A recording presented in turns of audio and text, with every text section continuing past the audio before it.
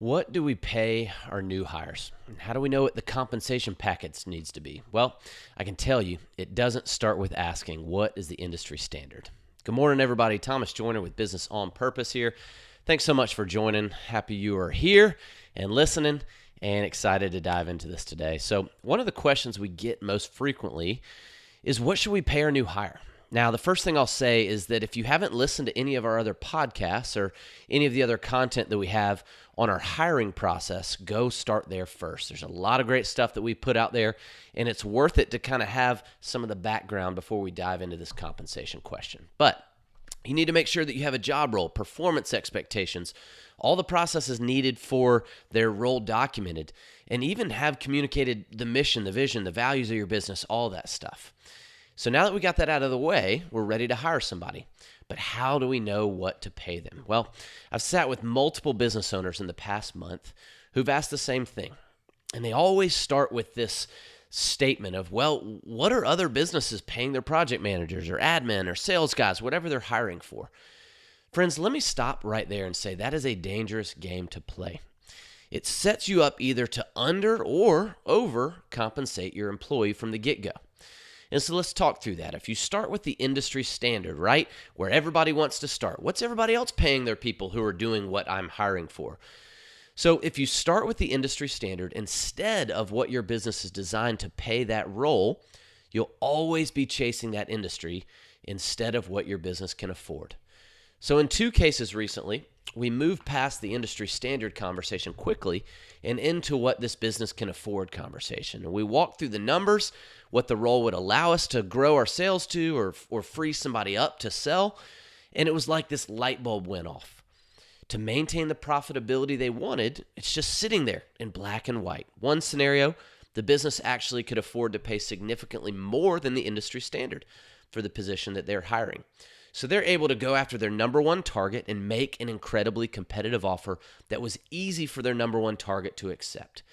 In the second scenario, they realized that they couldn't actually afford to pay industry standard. No, it's going to throw them off. The business wasn't ready to hire for the position yet.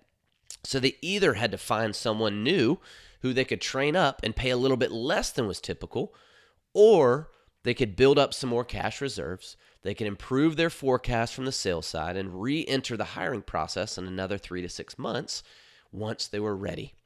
Either way, they didn't get themselves in a pickle, didn't get themselves hamstrung from a cash flow perspective by offering more than the business can afford.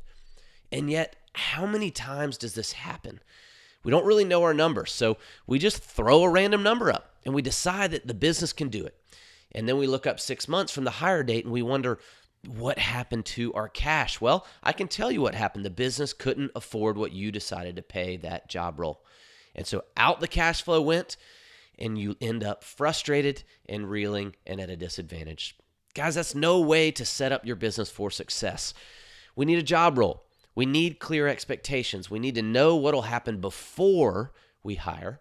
And then once we have all that, we can make an educated decision based on the projections and adjust as necessary. So here's the awesome thing about this. A lot of people want to say that it's being too stingy or it pushes you to underpay people for maximum business profitability. And yet what I've seen and what we've seen is actually quite the opposite. It actually allows you and it frees you up to pay what the employee is worth to the business. And it takes the stress off the relationship. You're not coming up with a number out of the blue, out of nowhere, to where they can say, my boss won't pay me more because they just don't like me. No, it frees you up to say, hey, here's what your role is worth to the business and what your experience is, and here's what we can pay you as a result of that. Because here's where the business is going to go once we make this hire. It takes the relational side out of it, which is necessary during the hiring process, and it allows you to base your compensation on value added to the business. Let me say that again. Compensation must be based on value added to the business, not how long the person's been in the industry or what a past employee made or even what the person wants to make.